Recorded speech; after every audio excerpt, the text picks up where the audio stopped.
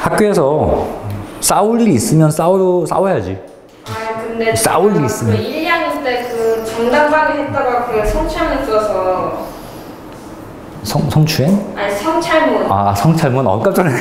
정당방위 했는데 성추행을 했다. 이게 문제야. 우리나라는 이게 문제야. 정당방위라고 해도 그냥 아유 정당방위가 어딨어. 그냥 일방적으로 맞지 않으면, 일방적으로 당하지 않으면 또 그게 문제죠. 그래서 어떠한 대응도 못했어요. 그래, 그게 문제인 것 같아. 그래요. 뭐 그거는 나중에 우리 좀 고민하고요. 진도가 더 고민이에요, 지금은. 우리가 막판에 우리가 이제 뭐 공부했냐면은 구름이 생기고 전선과 열대 온대성 저기압까지 그게 이제 문제 맞았지. 그것만 빨리 한번 복습 한번 해볼게요. 자, 일단 어떤 땅 기준으로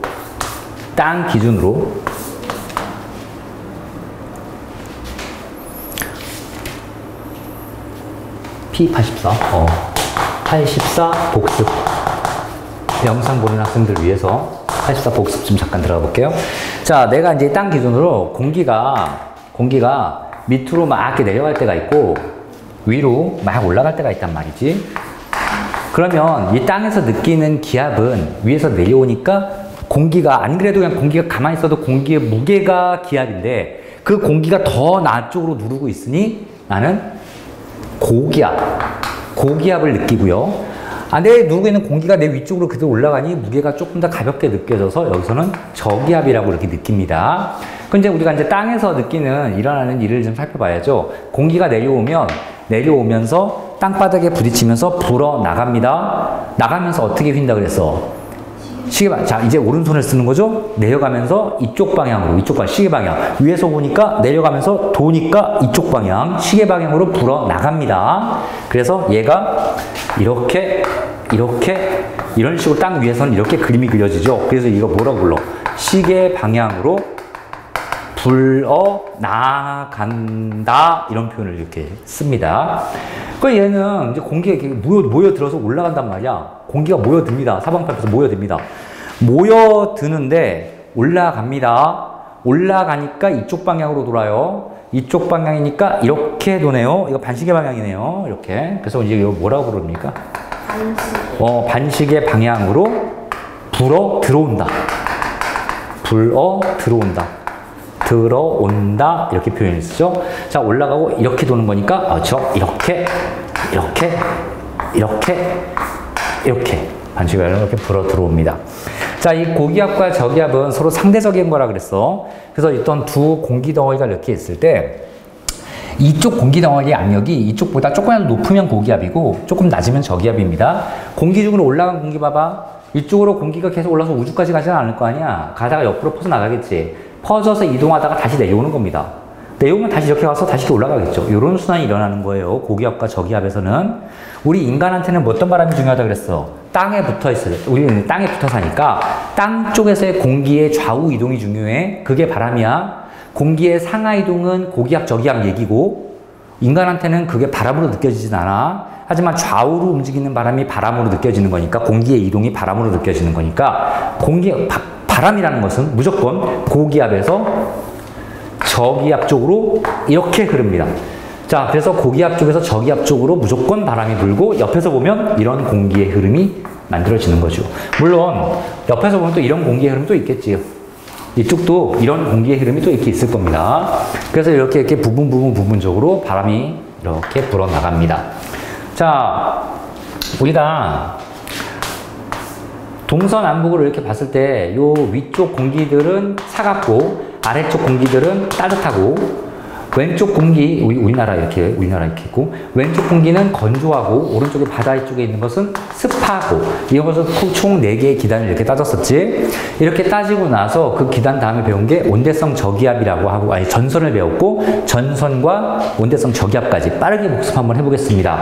전선은 뭐냐면 서로 성질이 다른 두 공기가 만났을 때 어떤 일어나는 일이야. 그런데 그때 건조하다 습하다 이 공기가 만나는 게 아니라 따뜻하고 차가운 공기가 주로 만났을 때 일이 일어난다. 자, 그러면 크게 이제 두 가지 형태가 있다 그랬지. 찬 공이 있고 따공이 있어. 그럼 찬 공기가 따뜻한 공기로 이렇게 쓱 다가오면 무슨 일이 벌어지는가? 따뜻한 공기가 찬 공기가 섞이지 않고 따뜻한 공기가 원래부터 올라가려고 하는 성질이 있는 공기니까 얘가 이게 다가오면 얘가 가만히 있다가 다가오면 에이 몰라 올라가 버립니다. 그냥 휙 올라가 버려요. 휙 올라가 버리니까 따뜻한 공기, 찬 공기와 따뜻한 공기의 이 면이 급하게 이렇게 형성이 돼. 그래서 기울기가 급하다 이렇게 얘기를 하는 거고요. 공기가 위로 향상되니까 두꺼운 구름이 이 경사가 급하니까 두꺼운 구름이 생기고 이 두꺼운 구름이 비를 막 내립니다. 그럼 이게 요게 전선이에요. 요게 전선면입니다.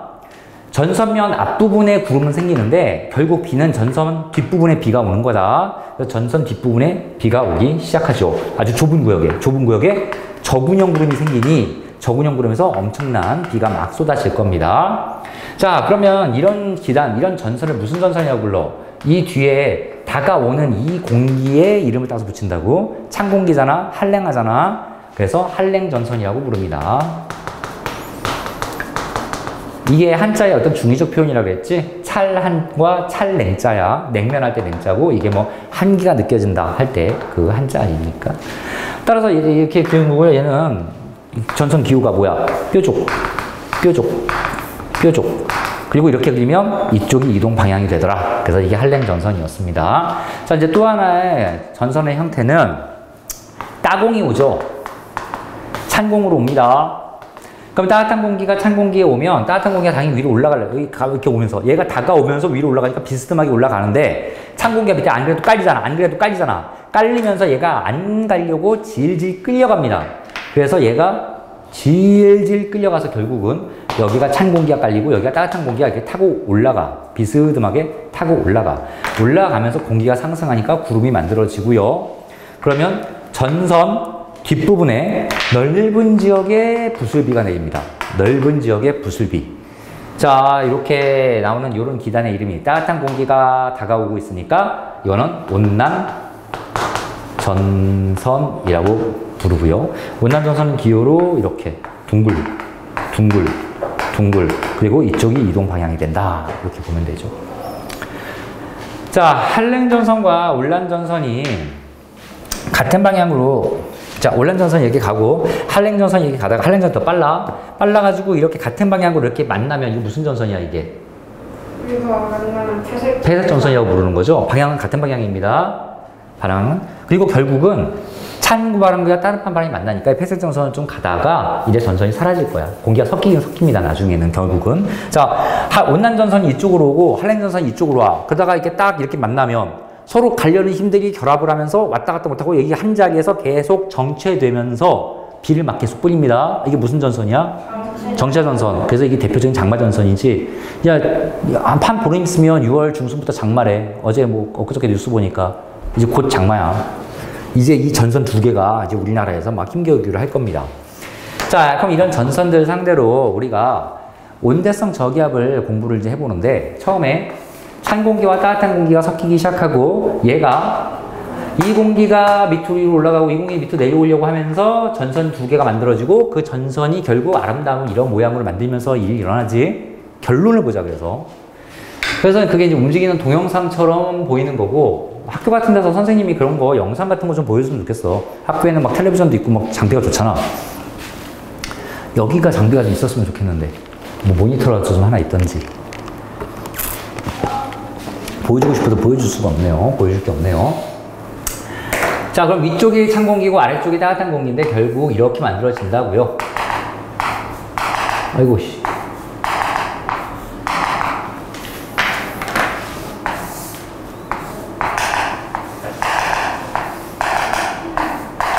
자, 이런 스타일이 만들어지지요. 그래서 요게 한랭전선, 요게 온난전선, 요 아래쪽에 있는 공기가 따공, 요 위쪽에 있는 얘네들 공기가 찬공. 그래서 찬 공기와 따뜻한 공기가 만나서 따뜻한 공기가 찬 공기를 타고 올라갈 때 이런 온난전선이 만들어지고 이쪽은 찬 공기가 따뜻한 공기로 밀고 내려올 때 이런 한랭전선이 만들어지는 그런 스타일이죠. 두 개가 이렇게 되어 있고요. 여기 이제 온대성 저기압의 중심이 됩니다. 이동 방향은 얘는 이쪽 방향, 얘는 이쪽 방향 이렇게 만들어질 거고 비 오는 구역을 좀 표시해 볼게요. 이런 온난전선의 전선의 앞부분에서 넓은 구역의 비, 전선의 앞부분에서 넓은 구역의 가랑비, 이슬비, 여기서 비가 내리는 거고, 한랭강선은 전선의 뒷부분 좁은 구역에서 소나기, 전선의 뒷부분, 이동방의 뒷부분의 좁은 구역에서 소나기. 자, 이렇게 소나기가 이렇게 내립니다. 내가 지금 여기 이렇게 서 있으면 나는 지금 비는 안 맞고 있지만 찬 공기 영역에 들어가서 기온은 낮을 거야. 내가 조금 있으면 이 그림 자체가 이렇게 이동합니다. 왼쪽 위로, 오른쪽 위로. 바람이 편서풍이 불기 때문에 이 그림 자체가 서풍을 불어서 이쪽에 바람을 살랑살랑 불어주면 이 공기 덩어리 자체가 전체가 이동하는 거야. 그럼 얘 입장에서는 얘 사람이라고 보면, 요 사람이라고 보면 지금은 찬 공기에서 비도 안 오고 있지만 조금 있으면 비 맞을 겁니다. 한참 동안 비를 맞겠죠? 가랑비를 맞을 거예요. 그러다가 갑자기 비가 뚝 그치면서 따뜻한 공기 영역에 들어가니까 이제 온도가 따뜻해집니다. 갑자기 날씨가 맑으면서 구름도 없어지고 날씨가 따뜻해서 며칠 살만해. 그러다가 갑자기 차가워지면서 비가 막 소나기가 하루 종일 막 하루에 막 150ml, 막 100ml 막 비가 하루 종일 비가 오고 그 대신 이 비는 금방 끝일 겁니다. 그리고 이제 계속 추울 겁니다. 찬 공기 영역에 들어가니까. 그래서 이제 이런 그림이 이렇게 그려지죠. 자, 마지막으로 우리가 바람을 살펴볼 건데, 바람의 방향. 크게 요쪽 세 군데의 방향을 우리가 무슨 풍인지를 알아봐야 된단 말이야. 그러면 결국 이 그림도, 이 공기도 위에서 보면 거대하게 이런 식으로 돌고 있는 거야. 단식에 말하면 거대하게 돌고 있는 바람개처럼 바람이 붑니다. 그래서 항상 이런 거 볼 때 어떻게 보는 거라고 했어? 다이아몬드 같은 모양으로 바람이 부는 거야. 이쪽 방향이야, 이쪽 방향, 이쪽 방향. 따라서 얘는 이쪽 방향, 이쪽 방향, 이쪽 방향, 이쪽 방향으로 이렇게 부는 겁니다. 화살표 이렇게 하니까 더 헷갈린가요? 이쪽 방향, 약간 떨어져서 이쪽 방향, 이쪽 방향, 이쪽 방향. 이렇게 빙글빙글 도는 겁니다. 그 중에서 이 그림은 어떤 거 세 개가 그려져 있냐? 요 세 개가 그려져 있는 거라겠다. 요 세 개가. 그래서 요쪽에서는 요 바람, 요 바람, 요 바람. 그리고 요쪽에는 요 바람인데 요거는 문제에서 잘 안 물어봅니다. 조지역에는 사람이 없고 A, B, C 이렇게만 물어봅니다. 그래서 이건 다이아몬드에서 요쪽 오른쪽 세 개가 각 하나씩 들어간다고 생각하면 되고, 요거 무슨 풍이야? 이렇게 보면 이게 북쪽이고 이게 서쪽이고 이게 남쪽이니까 이게 무슨 풍? 북서쪽에서 불어오는 거죠. 북서풍. 얘는 이 방향 남서풍. 얘는 이렇게 가잖아. 남동풍. 그래서 이거를 막 문자로 북서풍 이렇게 외우는 게 아니고 그림을 반드시 외워놔. 이건 상식으로 때려 맞추는 거야. 바람 망강 같은 거. 그래서 우리가 이제 지난 시간에 여기까지 이렇게 공부를 했습니다. 별거 없죠? 후루룩 공부했고요. 기압 배치 한번 봤고요. 86쪽을 봅시다. 자, 이제 문제를 좀 풀어. 숙제 부분 문제 좀 잠깐 차근차근 볼게요. 86페이지 봅시다. 자, 중간 부분에 밑에 이제 유제 1번부터 6번까지 일기도 계절을 한번 써보래. 자, 첫 번째 유제 1번의 일기도 봅시다. 유제 1번의 일기도. 근데 이거 힌트가 계절이 두 개인가 봐. 컴마가 이렇게 나와 있죠. 그러면 봄, 여름, 가을, 겨울에서 비슷한 계절 두 개가 뭐야? 당연히 봄, 가을이겠지. 당연히. 일단 답은 알겠어. 근데 일기도 잠깐 좀 살펴봅시다. 일단 일기도에 뭐가 보이냐면요, 그 온대저기압이고 오른쪽 끝부분에 요게 보이죠? 이런 모양이 보이죠? 근데 이런 모양이 보이는데 여기 뭐라고 써 있어? 저자라고 써 있어. 저기압인데 이 전체가 하나의 저기압이란 뜻이야. 전체가. 이 하나의 저기압이니까 여기 요 부분에서는 공기가 상승하고 있는 거지. 공기가 상승하니까 바람이 불어서 이렇게 도는 겁니다. 이렇게 이쪽 방향으로 이렇게 돌고 있는 거야. 저기압이니까. 한글로 이렇게 저자로 쓰기도 하고요. 로우라는 뜻에서 A라고 이렇게 쓰기도 합니다. 영어로. 자, 그래서 이 온대성 저기압도 보이고 이동성 고기압이라고도 보이는데, 사실 이 온대성 저기압, 이동성 저기압이 돼 있는 거 이거만 지우면 사실 큰 특징이 없어. 봄, 가을은. 큰 특징이 없어. 그러니까 큰 특징 없으니까 봄, 가을이야.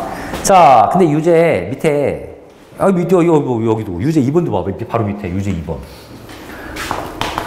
유제 2번도 뭐야? 괄호가 2개 있네. 점이 이렇게 구분돼. 이 유제 2번 답도 이거 본 거야, 그래. 뻔하지?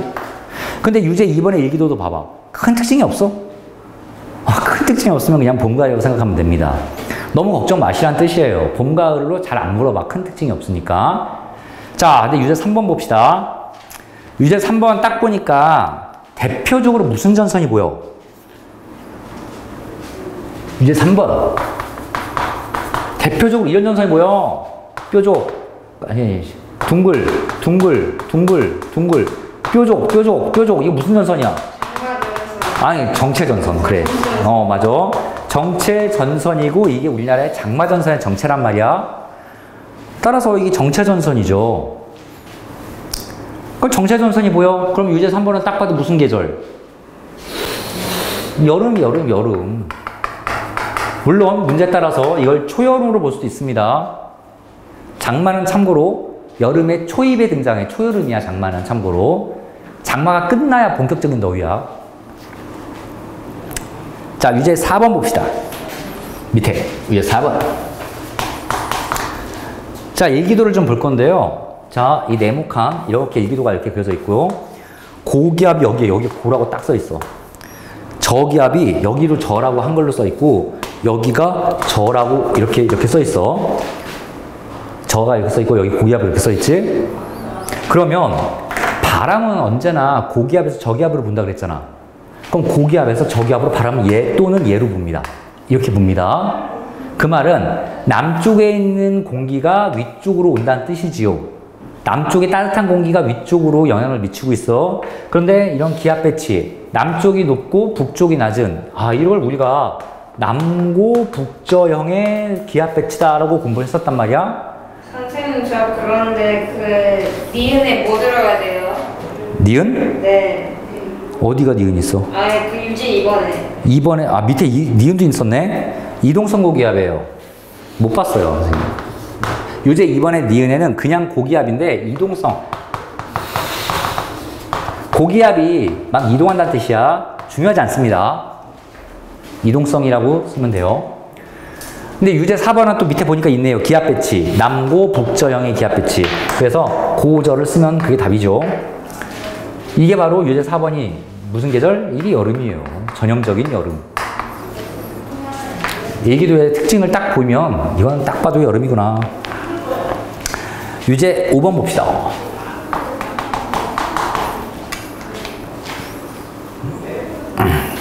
또 일기도가 이렇게 있어. 그러면 어디냐? 왼쪽 위에 고라고 써 있고요. 오른쪽에 저라고 써 있네. 그럼 바람은 고기압을 저기압을 이렇게 불어온다고 했으니 우리나라 기준으로 북서쪽에 대륙 쪽에 시베리아 쪽에 있는 러시아 저쪽에 아주 얼어붙은 그 땅에 있는 찬바람이 우리나라에 영향을 미치고 있을 때야 당연히 겨울이겠지. 그럼 이런 겨울은 기압 배치가 어떤 배치? 서고 동저형.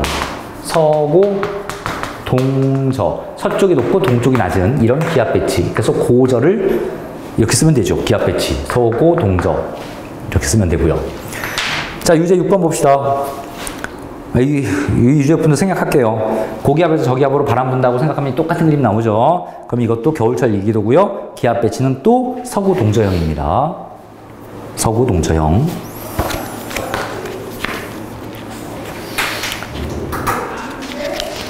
자, 88페이지에 11번 보겠습니다. 88페이지에 11번. 88에 11번. 그림 가와나는 서로 다른 종류의 전선을 나타내는 것이다. 가가 무슨 전선입니까? 그렇죠. 찬 공기가 다가오고 있으니까 한랭 전선이고, 나는 따뜻한 공기가 오고 있으니까 온난 전선입니다. 자, 1번. 가는 온난, 나는 한랭. 틀렸네요. 바뀌었죠. 1번 틀렸고요. 2번. 가가 가전선이 통과한 후에는 기온이 높아지는 게 아니라 찬 공기 영역에 들어갈 테니까 낮아질 겁니다. 2번 틀렸고요. 3번. 나전선에서는 나가 뭐야? 좁은 전선의 소나기가 아니라 넓은 지역, 전선 앞에 넓은 지역에서 가랑비가 내립니다. 그래서 3번 틀렸고요. 4번. 전선면의 기울기는 가가 나보다 급하다. 이건 당연히 맞고요. 답이 4번이겠죠. 5번 전선의 이동 속도는 한랭이 빠릅니다. 가가 빨라요. 자, 그래서 답이 4번입니다. 중요한 게 12번 문제. 12번에 뭐 자, 12번 풀어봅시다. 12번. 1번. 저기압 중심에서는 하강기류가 아니라 상승기류입니다. 내 머릿속에 머리 위에 있는 공기가 위로 떠오르고 있는 거예요. 그래서 1번 틀렸고요. 2번. 고기압에서는 구름 생성? 아니에요. 저 구름은 무조건 저기압에서 생성됩니다. 틀렸고요. 3번. 고기압은 기압이 1000헥토파스칼보다 높은 곳이다. 이 말 맞아? 틀렸지? 왜 틀렸지? 상대적이에요. 그렇죠, 그렇죠. 1000보다 높다 낮다 이렇게 절대적으로 숫자로 보는 게 아니야. 주위에 비교하는 거야. 주위에 비교해서 그 공기가 기압이 높으면 고기압, 주위에 비해서 낮으면 저기압이야. 그래서 틀렸습니다. 4번. 북반구의 경우에 고기압 중심에서는 바람이 시계 방향, 반대 방향은 오른손으로 가지고 해결합시다. 북반구에서는 고기압이니까 공기가 올라가는 거야, 내려가는 거야? 고기압은? 고기압 공기요. 내려가는 거죠. 누르고 있는 거잖아요. 누르니까 이렇게 돌리면요. 이 방향은 반시계 방향이고, 아니, 시계 방향이라고 부르는 거죠. 그래서 고기압에서는 시계 방향인데, 이게 남반구에서는 반대야. 그러니까 우리는 무조건 북반구 기준으로 보는 거야. 북반구의 경우 고기압에서는 시계 반대가 아니라 시계 방향입니다. 틀렸죠. 4번. 자, 5번 답입니다. 그게 맞겠죠. 5번밖에 없으니까 맞는 건. 이런 식으로 곤란하면 되니까 넘어가겠습니다.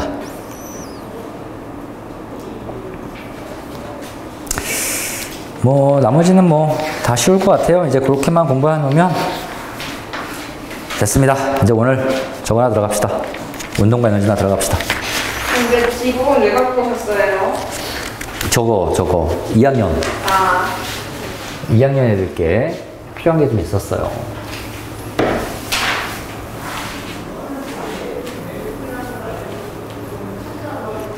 이거 저기 되나? 이 별자리가 표시가 되나?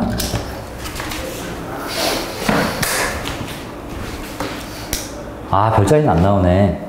그냥 켜지는 거네요.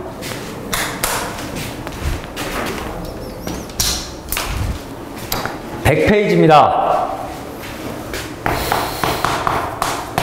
페이지 좋네요. 100페이지. 자, 이번 단원은 물리단원이에요. 물리단원.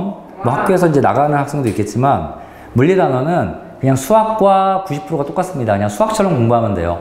그냥 원리를 이해해야 되고, 물론 외우는 것도 필요하지. 선생님, 근데 이게 그 2학년보다 쉬워요, 어려워요? 뭐 내가 보기엔 다 쉬운데, 뭐. 그렇게 말하면 또 좀 그런가? 아니, 좀 더 쉬운 거야, 2학년 거랑 비교해서. 지난번에 내가 잠깐 얘기한 게 있는데, 교육과정이 바뀌면서 예전에 3학년이 배우던 게 2학년으로 내려가고 2학년이 배우는 게 3학년 올라오고 막 이렇게 막 바뀌었어. 그래서 뭐 사실 어렵다 싶다가 뭐 없는 것 같아. 내가 보기엔. 그러니까 지금 이 내용을 중2가 와서 수업해도 다 이해할 거고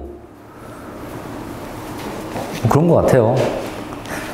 자, 그래서 어쨌든 이건 이제 최대한 이해를 좀 해야 됩니다. 그래서 이 책에 있는 설명보다 문제를 가능한 나도 많이 풀어줄 거고, 그래서 이해를 좀 하고 학교 수업에도 좀 임하세요. 학교 수업 멀뚱멀뚱 있지 말고. 저 임하는데요. 그래요. 자, 운동의 기록, A 운동의 기록 1번 운동 봅시다. 시간에 따라 물체의 위치가 변하는 현상. 이건 뭐 크게 정의가 필요하진 않아요. 그냥 넘어갈게요. 운동 그냥 움직이면 됩니다. 움직이는 게 운동이에요. 1번이죠? 1번 운동. 자, 이게 어떻든 물체가 움직인다가 이제 포커스야. 뭔가 움직이지 않으면 운동하는 게 아니니까요. 근데 움직인다는 게 과학적으로 보면 사실 어떻게 표현을 할 수 있을까? 위치가 변하는 거야. 예를 들어서 얘가 여기다가 여기 갔다면 운동을 했다는 뜻이죠. 그죠? 여기서 갑자기 살아서 여기 뿅 나타나고 이러진 않을 거 아니야. 물론 그런 것도 있어. 그게 양자역학의 세계지. 양자역학은 전자가 거기서 살았다가 갑자기 뿅 나타납니다. 전자가 이렇게 이동하는 게 아니라. 근데 우리는 양자역학이 아니라 큰 물질 세계를 다루는 거니까, 자, 움직인다는 건 위치가 변하는 거고요. 또는 얘가 시간에 따라서 속도가 변하는 거야. 예를 들어서 가만히 있으면 속도가 없는 거지. 0이지 0. 근데 이렇게 하면 얘 속도가 있는 거지. 따라서 움직인다는 또 속도를 얘기할 수도 있어. 그래서 다양한 이런 물리량으로 움직임을 표현합니다. 과학에선. 자, 밑에 운동 기록이 나와 있고요. 다중성광 사진이라는 말이 뭐요?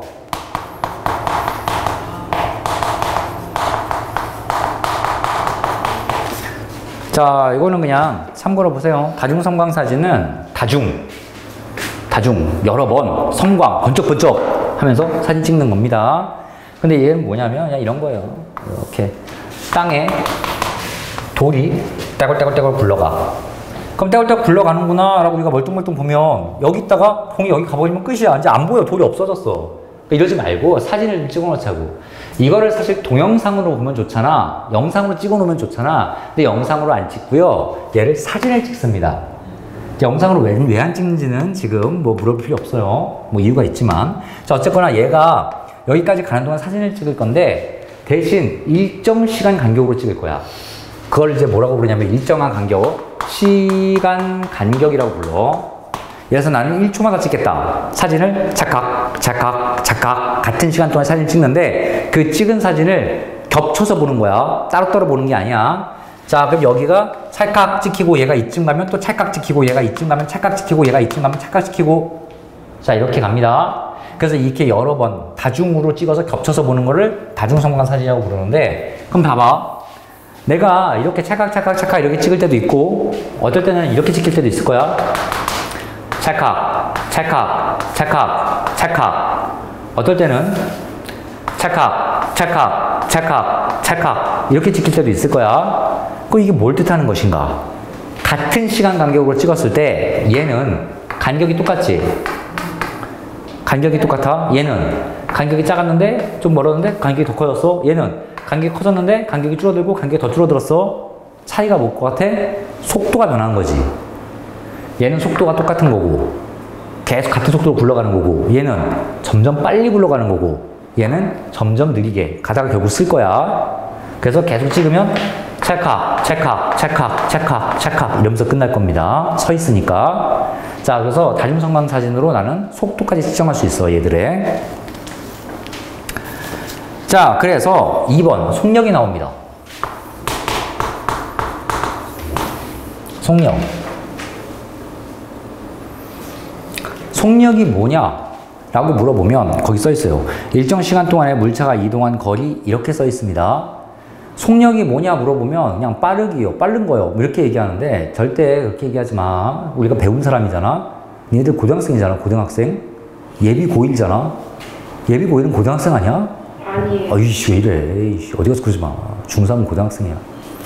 예비 조그맣게 말하면 돼. 예비 고등학생이야. 그래서 뭔가 누군가가 물어보면 정확하게 대답해야 된다. 니네가 대표적으로 좀 고등학교 1학년 수학 좀 배웠다 그러지 않았나? 네. 어디까지 배웠다 그랬지? 저 그 오메가. 아, 거기까지 배웠어? 네.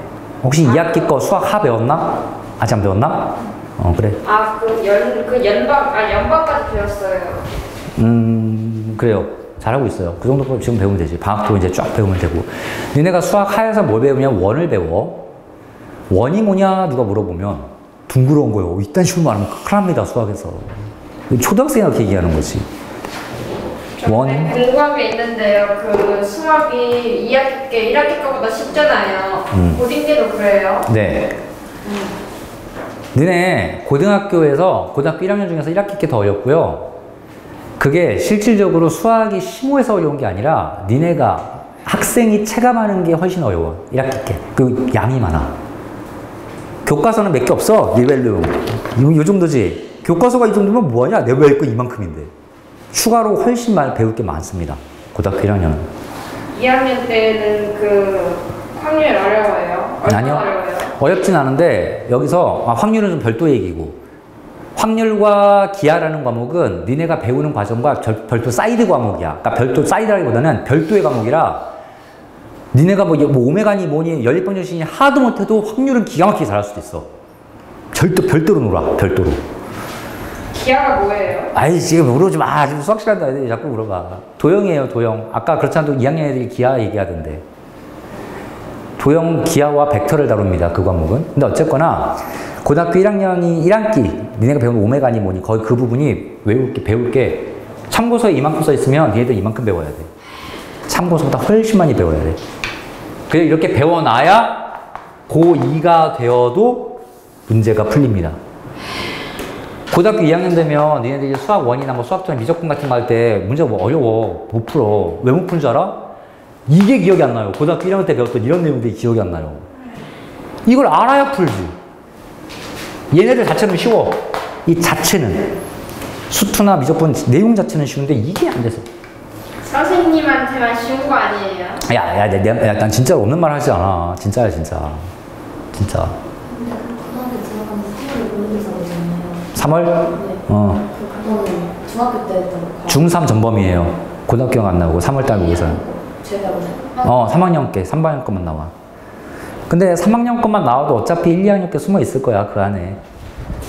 그 안에. 예를 들어서 뭐 3학년 때 피타고라스 외운다고 해서 피타고라스 하는데 거기에 갑자기 닮음이 등장하고요. 닮음은 2학년 거거든. 근데 뭐 할 거야? 피타고라스 숨어서 나오면 풀어야지, 뭐 그것도. 근데 3월 모의고사는 너무 신경 쓰지 마. 3월 모의고사는 학교에서 보면 학교 선생님이 이 학생이 공부 잘하는구나. 그거 평가할 때만 써. 그 외에는 아무짝에도 쓸모 없습니다. 안 들어가요. 전혀 안 들어가요. 그러니까 나는 언제나 3월 모의고사 신경 쓰지 말라고 얘기해, 학생들한테. 신경 되게 쓰거든. 근데 망치란 뜻은 아니고 당연히 잘 봐야죠. 그거보다 훨씬 중요한 게 4월 모의고사도 아니고 6월 달쯤 모의고사 볼 거란 말이야. 그게 이제 그때부터가 좀 의미가 있어. 중요해. 4월도 크게 중요하지 않습니다. 4월부터는 시험 범위가 고등학교 시험 범위인데 배운 게 얼마 없어서 시험 범위가 되게 적어. 4월 모의고사는. 그러니까 또 그건 또 그냥 그냥 저는 궁금한 게 있는데 대학 갈 때 그 고등학교 그 시험 그 성적 다 그 합쳐서 봐요? 아니면 3학년 것만 봐요? 다 합쳐서 보죠. 뭔 소리예요? 화장실? 네. 갔다 오세요. 화장실 갔다 오는 게 아니라 좀 쉬어야 될 분위기인데? 시간상 쉬어야 될 시간인데? 얘기 나온 김에 이것만 하고 쉬자. 이거 안 되는데, 이거. 그냥 버려요. 너는, 야, 전쟁 나서 좀 부상 입은 사람들 이렇게 같이 이렇게 해야지, 이거 버리자니. 아니, 얘 그 국어 시험 봤을 때 저한테 국어 완전 개못 봤다면서 학원에서 이 정도인데 이 정도면 개못 봤다면서 다 바꾸래요, 저한테. 네가 그래도 애정으로 보듬어야지. 너 왜 그러니? 이러면서. 아니, 제가 보고 싶어서 못 본 것도 아닌데. 야, 국어는 뭐 몇 점인데 못 봤다는 거야? 아니, 국어가 어려웠어요. 수학은 또 뭐, 수학 어려웠어요, 그럴 거지. 그거 진짜 어려웠어요. 이번 시험? 네. 근데 왜 어렵게 내지? 중학교 그렇게 어렵게 낼 필요 없는데. 저희 반에서 국어 제일 잘 본 애가 83점 맞았어요. 그건 좀 문제가 있다. 평균이 61점. 아니, 그건 좀 문제가 있는 게 중학교는 절대평가이기 때문에 90점이 넘어야 되잖아, 평균이. 이제 수행까지 다 합쳐서. 근데 그렇게 점수를 무작정 나쁘게 주면은 어떻게 가니? 기말고사가 더 어렵게 되시는. 그러면 안 되지. 수행은 그래 조금 후하게 주신 것 같던데. 그거는 선생님이 너무 무책임한 거예요. 왜냐면 내신이 그렇게 망치면 좋은 고등학교 가는 학생들이 못 가거든. 그렇게 하면 어떡해. 저 그래도 성적은 떨어졌는데 석차는 좀 숙제가 작아졌대요. 그러니까 그런 건 괜찮아. 근데 그거는 이제 고등학교 때는 의미가 있는 거고 중학교 때는 사실 점수가 중요한 거니까. 자, 이것만 조금만 더 하고 쉽시다. 자, 속력. 뭔 얘기가 좀 빠졌는데요. 정의가 있으면 정의는 무조건 외워야 돼. 그리고 정의대로 좀 얘기를 해야 돼. 예를 들어서 속력은 뭐냐라고 물어보면 여기 뭐라 써 있어? 일정 시간 동안 물체가 이동한 거리요 라고 대답하면 가장 좋지만 사실 속력은 시간분의 거리죠. 그래서 우리 밑에 네모 박스에 속력은 시간분의 거리라고 써 있어. 그 네모 박스라고 돼 있지? 그 박스에 요 식을 그냥 우리가 외우면 됩니다. 그래서 속력이 뭐냐? 그러면 시간분의 거리요. 이렇게 얘기하면 되는데 과학에서 무엇은 무엇분의 무엇 이런 스타일이 굉장히 자주 나오지. 굉장히 자주 나오지. 중2 수학에서 아까 중2 과학에서 니네가 아까 V는 I 아래서 이 오음의 법칙 I는 R분의 VO 이런 관계. I는 몇 분의 몇, 얘는 몇 분의 몇. 자, 밀도가 뭐냐? 밀도는 부피분의 질량이죠. 밀도는 부피분의 질량, 이런 것들. 이런 관계가 굉장히 자주 나옵니다. 이건 상대관계라고 부르는데요. 속력은 시간분의 거리라고 무조건 이렇게 외워놓고요. 물리에서 중요한 건 단위야, 단위. 내가 한번 얘기한 적이 있는데, 속력은 이제 이거는 차원이 복합 단위예요. 거리가 시간이 기본 단위야. 시간은 단위가 뭐야? S가 뭐야? 세컨드. 초죠. 그래서 시간은 단위가 초입니다. 초. 시간은 무조건 초로 세야 돼. 과학에서 무조건 분이나 몇 시간, 2시간, 3시간 줘도 그걸 초로 바꿔야 돼. 우리는. 자, 시간은 무조건 초 단위고요. 거리의 단위는 뭐야? 기본 단위. 무조건 미터야. 센티미터, 킬로미터 나와도 미터로 바꿔야 돼. 무조건 미터. 두 개의 단위를 씁니다. 초는 이제 영어로 세컨드니까 S라고 쓰면요. 속력은 예분의 예니까 속력의 단위가 미터 퍼 세크가 됩니다. 이렇게. 속력의 단위는 미터 퍼 세크. 자, 속력의 기호는 뭔가요? 영어로 속력이 뭐죠? 몰라요. 야, 속력이 뭔지 모르면 어떻게 유치원생 하겠다, 그건. 스피드죠. 아예 스피드. 단어장이 아주 소리하고 있네, 스피드. 속도가 나와 있는데요. 속도는 영어로 뭐죠? 속도, 스피드. 벨로시티예요. 네. 다릅니다. 지금 그 얘기하고 있는데 속력과 속도는 전혀 달라요. 그래서 야, 어디 가서 그러니까 그런 소리 하는 거 아니야, 이제는? 과학학원 그래도 다니잖아. 자, 참고. 속력은 S라고 쓰고요. 속도는 V, 벨로시티에서 따옵니다.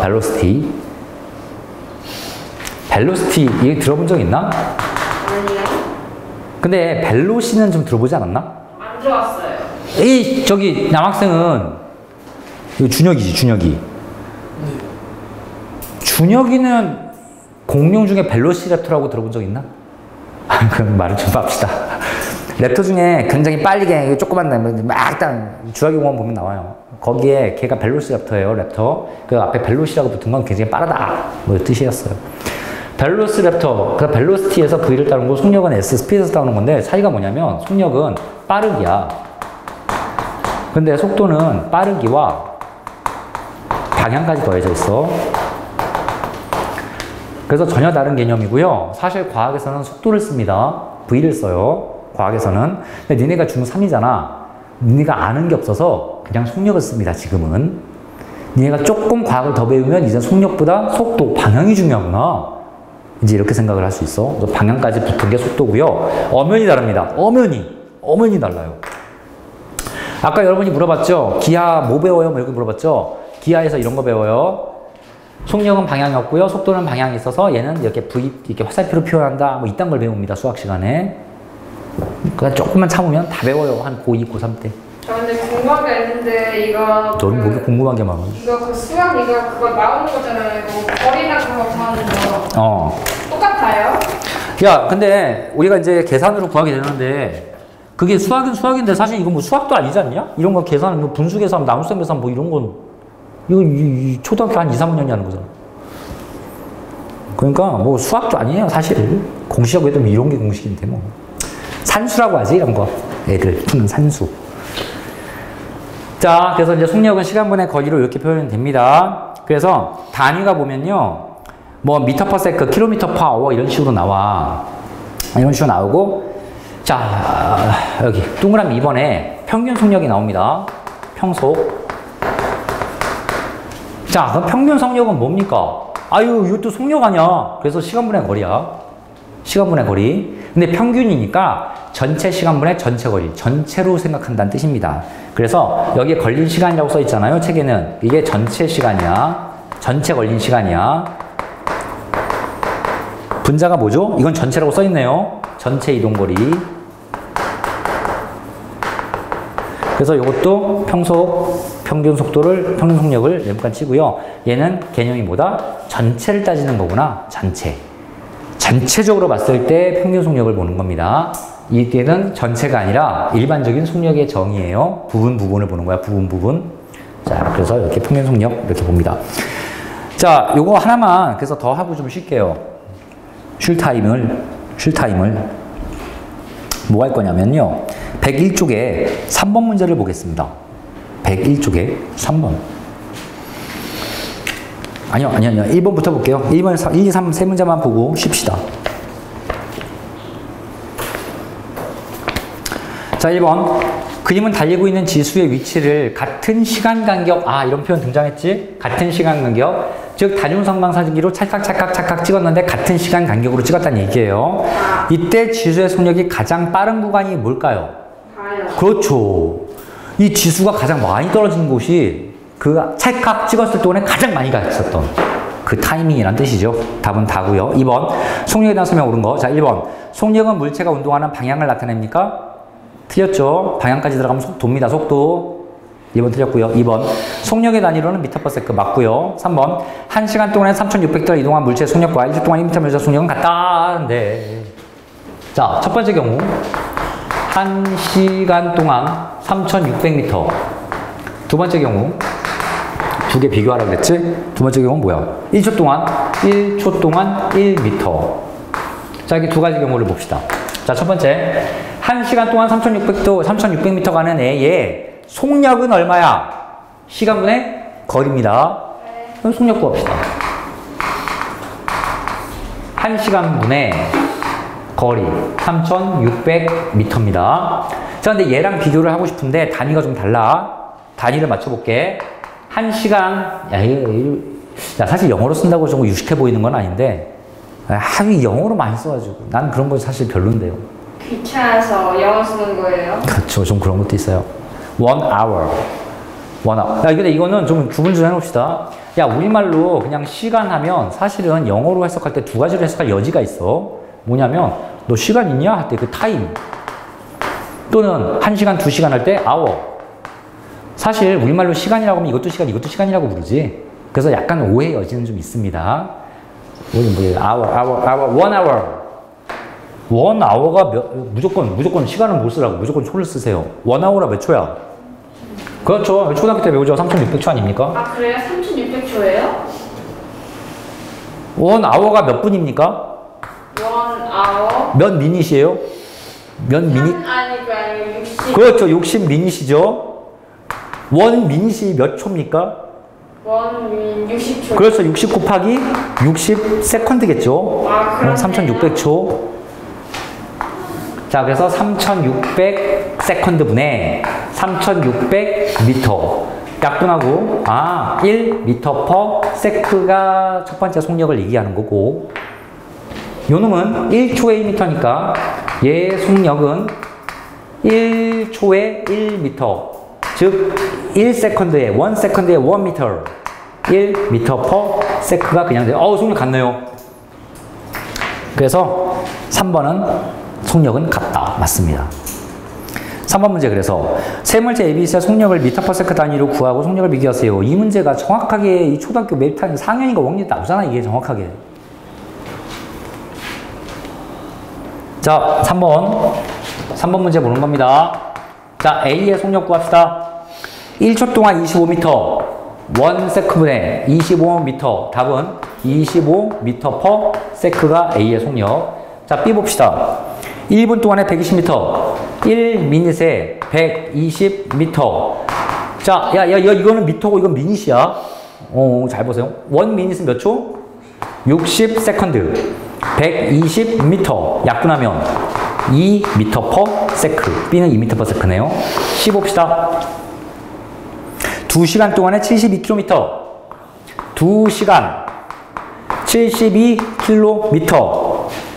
자, 그러면 이것도 3,600에 2 곱하고 이지랄 하지 마시고요. 72km부터 72km니까 000m, 미터로 바꾸시고요.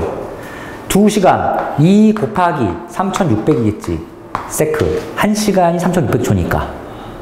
됐죠? 자, 그러면 얘랑 곱하면 딱 7,200 나오지 않습니까? 네. 그럼 7,200이랑 약분하면 얼마야? 10만 남겠지. 그래서 답은 10m 퍼 세크. 제일 빠른 게 A고요. 그 다음에 C고요. 그 다음에 B 순서가 되겠네요. 아니네요. 틀렸나요? 제일 빠른 게 A. 맞죠. 빠른 거부터 쓰는 거 맞죠? A가 제일 빠르고요. C가 그 다음이고요. B가 제일 느렸습니다. 자, 잠깐 쉬고 다음 좀 진행해 봅시다.